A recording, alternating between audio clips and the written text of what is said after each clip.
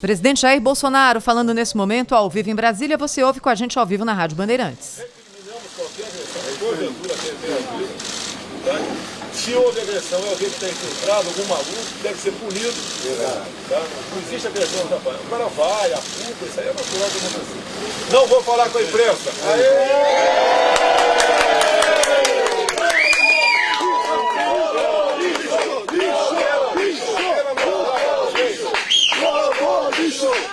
Apenas mostrar para vocês, tem aqui um print do antagonista, está escrito embaixo, mais um motivo para a troca. Realmente eu escrevi isso embaixo, ok?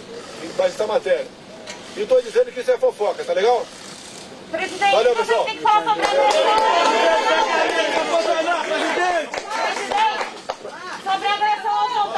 Bem, nesse momento, o presidente Jair Bolsonaro já se afasta da grade. Ele disse que o ato de ontem foi uma manifestação espontânea. Em 1 minuto, aqui na Rádio Bandeirantes, o professor Delfim Neto falando conosco sobre Espera um pouquinho, vamos comentar um pouco assuntos. isso.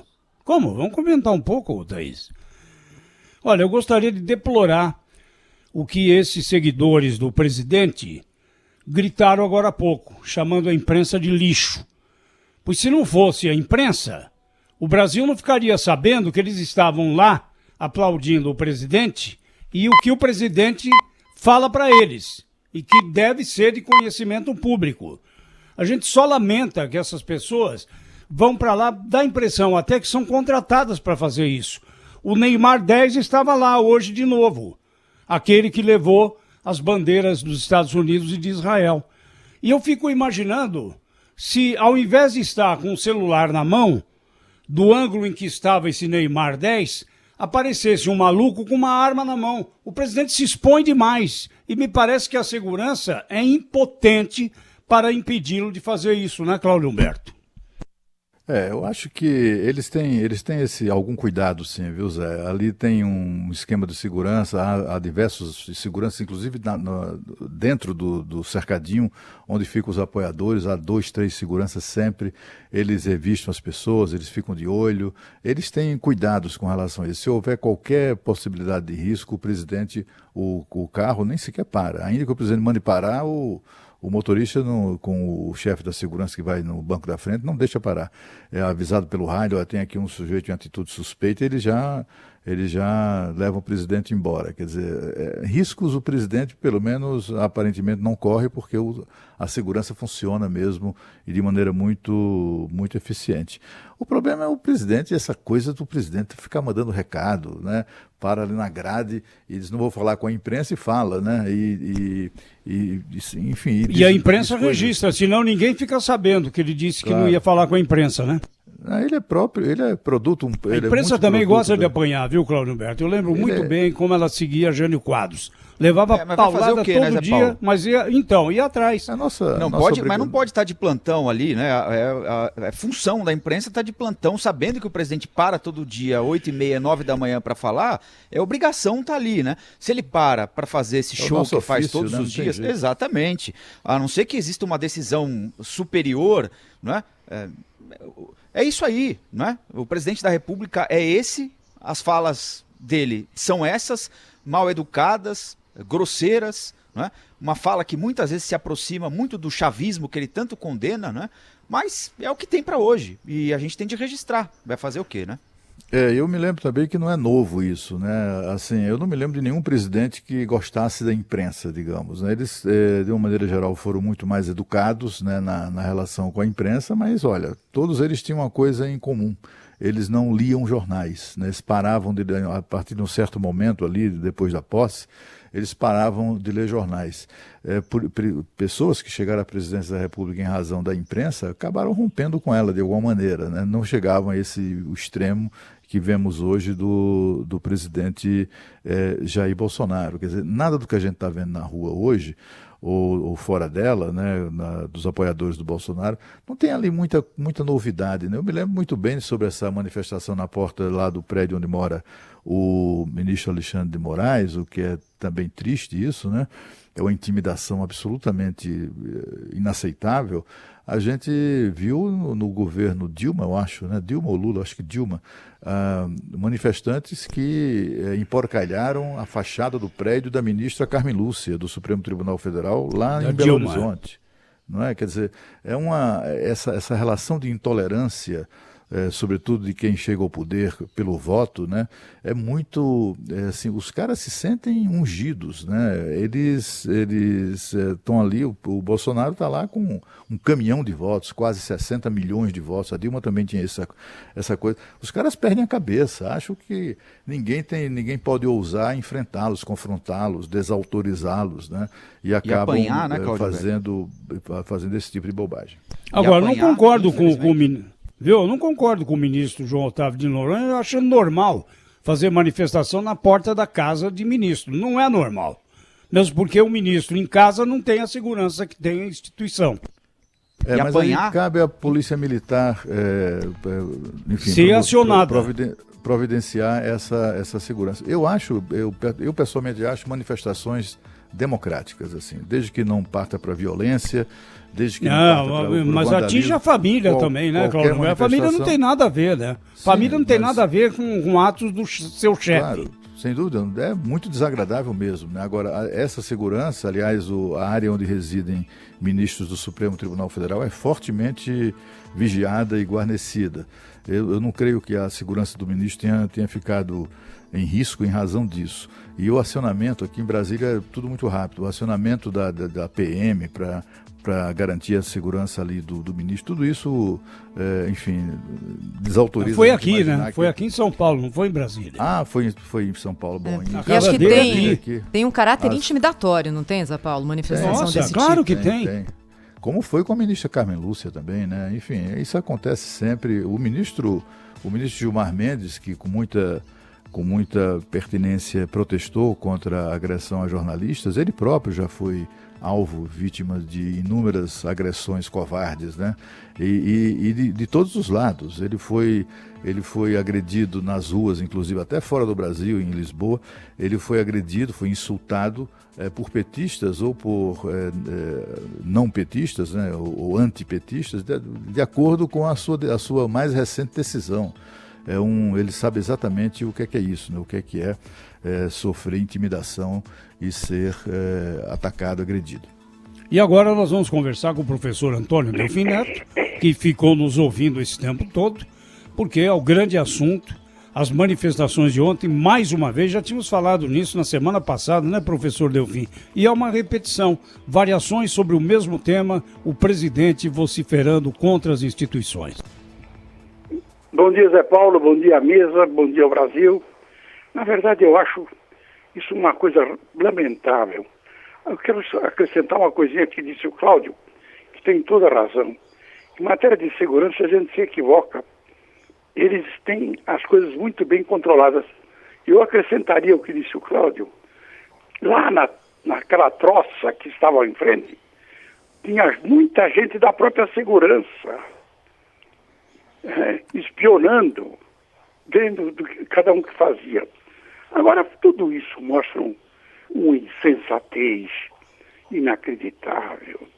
O país está dividido de forma muito cruel. Esse problema que aconteceu com a família do ministro Alexandre, são chantagistas. Vão em frente da casa da família, ele provavelmente está em Brasília. Ficam aqui ameaçando a família. Chantagem pura. Quer dizer, não deviam ter solto os dois sujeitos, não. O que me parece que é uma coisa absolutamente escandalosa o que o presidente está fazendo. E eu acho que ele está muito enganado. Ele pensa que tem suporte da sociedade. Não. Ele tem um suporte provavelmente de 30% da sociedade e que está desmilinguindo, porque o exagero, as agressões a tudo e a todos. É de tal ordem que ninguém mais pode admitir e continuar assistindo. Diante da terrível coisa que está nos acontecendo, nós estamos ignorando que o número de infectados está crescendo 8% ao dia.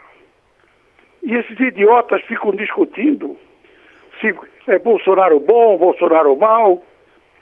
Nós devíamos ter um mínimo de sensatez, Pipocas. A sociedade está passando por um momento extremamente difícil do ponto de vista da saúde, do ponto de vista mais importante, que é minimizar o número de óbitos. Ninguém fala nisso, meu Deus. Agora, professor, nós temos a pandemia massacrando uma parte da população, paralisando a economia, empresas fechando, outras precisando de dinheiro e não conseguindo, as pessoas todas paradas nas filas da Caixa Econômica Federal para receber os R$ 600. O país está congelado nessa briga entre alguns governadores e o presidente da República, notadamente o governador de São Paulo e o presidente da República, mas o do Rio de Janeiro também. A denúncia contra o presidente agora, essa investigação, que a gente não sabe exatamente no que vai dar e quanto tempo vai durar esse processo que sempre incomoda, mesmo que lá na frente a gente descubra que o ex-ministro Sérgio Moro não tinha nada para comprovar o que ele estava denunciando. Esse processo ele é sempre traumático, né? Ele pede uma energia para o país que a gente não precisava gastar nesse momento aqui agora. E o presidente, ao invés de tentar botar um pouquinho de calma, ele toca mais gasolina, ele joga mais gasolina na fogueira, né?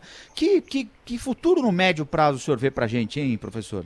Rafael, se nós não voltarmos a um mínimo de entendimento entre os três poderes, entre o executivo, o legislativo e o judiciário, se nós não entendermos que nós estamos diante de uma situação em que nunca vivemos, em que você está com a perspectiva de uma recessão de mais de 6%, com pressões desinflacionárias dramáticas, que você está tendo que instituir uma redistribuição de renda para sustentar uma boa parte e importante parte da população brasileira que não consegue mais ganhar a sua vida.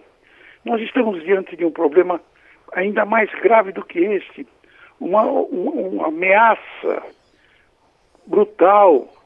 Como ele disse, o número de infectados continua crescendo 8% ao dia. Nós não vamos ter nenhuma possibilidade de continuar uma nação civilizada. Nós estamos realmente caminhando para a incivilização. O fato positivo de ontem ficou de lado, né, professor Delfim, que foi a ida do ministro da Saúde a Manaus, onde o caos está instalado, né? Foi bem positiva a ida dele. O que me parece absurdo é a insensibilidade nacional com relação a este fato, Zé. Zé, nós fizemos o Estado, entregamos para ele um pedaço da nossa liberdade, para que ele coordene as nossas ações em momentos graves. O Estado está falhando miseravelmente nesse papel. Na verdade, eu acho que o Brasil perdeu a inteligência. Aconteceu qualquer coisa. Professor ninguém sabe Delfim, o que é. Talvez todos nós saibamos. Além desse caso aí citado pelo Zé Paulo, né, do ministro da Saúde que foi a Manaus, tem a informação de que o ministro da Economia, Paulo Guedes, negociou esse plano que foi aprovado pelo Senado e que agora vai ser votado pela Câmara hoje, né? Ficou melhor essa distribuição de recursos aí para estados e municípios, na opinião do senhor? Rafael? É o Pedro. Pedro, desculpe. Eu tenho uma dificuldade de distinguir a tua voz da do Rafael. Mas você me desculpe. Imagina. Vou lhe dizer uma coisa. É um programa muito melhor. Na verdade, a Câmara tinha feito um projeto Mansueto. Era um projeto muito bom. A Câmara tinha feito dele um Frankenstein. A Câmara, na verdade, fez um projeto para salvar todas as más administrações dos últimos 20 anos dos estados e alguns municípios, desrespeitando a lei de responsabilidade fiscal, ou seja, alguns deles eram candidatos a governadores dos seus estados, queriam recebê-los virgens, pondo em cima de você, de mim, do José Paulo, do Rafael, o custo dos maus feitos durante os últimos 20 anos. Aquilo era um absoluto escândalo. Eu acho que essa proposta do Alan Kuveri é bem melhor. Espero que a Câmara aprove, mesmo porque eu acho que as coisas se inverteram. Como eles incorporaram um projeto que estava já no Senado, ele volta para a Câmara, se a Câmara modificar, volta para o Senado e eles retornam para o original e acabou. Eu acho que foi uma boa solução e espero que a Câmara coopere também, que deixe de fazer futrica todo o tempo. É impossível imaginar que nós tenhamos divergências e descoordenação entre os poderes e dentro dos poderes. Professor Delfim Neto, eu queria voltar aqui ao assunto econômico com o senhor e perguntar o seguinte. Além da perspectiva do curto prazo, que preocupa a todos nós, não é? Com redução de renda, de emprego, tem a do longo prazo, que também talvez seja até mais preocupante, porque aí remete à próxima geração e à possível pouca oportunidade de quem está entrando agora no mercado de trabalho, quem está na escola, vai encontrar quando for ingressar no mercado. O que a gente pode fazer para pelo menos minimizar isso, professor? Existe algo que possa ser feito? Nós temos que distinguir as coisas. Agora, nós temos que nos dedicar a minimizar os desastres produzidos pelo coronavírus. É o que eu sempre digo, nós devíamos já ter um task force estudando o que devemos fazer no terceiro semestre de 2020. Ou seja, quando esta pandemia tiver infectado todo mundo, nós tivermos recebido um passaporte e a sociedade vai poder voltar à sua normalidade.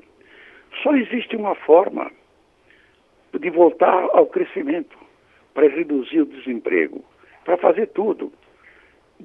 Mas crescimento só existe com investimento. Investimento privado e público. Nós sabemos que o Estado, durante muito tempo, não terá condições de alavancar um processo de investimento poderoso. Ele vai ajudar de uma forma ou de outra, mas nós precisamos convencer os investidores internos e externos de que temos dezenas de projetos de infraestrutura que têm taxas de retorno de 8%, 10% ao ano durante 30 anos, diante de um mundo que tem taxa de juros negativa ou praticamente nula. Ou seja, nós precisamos ter as condições de segurança jurídica e um mínimo de eficiência administrativa para poder atrair estes investidores. Eles é que serão o núcleo que vai iniciar esse processo. A economia é um processo termodinâmico. Uma vez iniciada, ela vai adquirindo mais forças e vai se acelerando.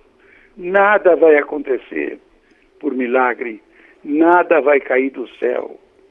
Nós só vamos ter os resultados daquilo que fomos capazes de fazer. Boa semana, então até quarta, hein, professor? Uma boa semana até quarta, se Deus quiser.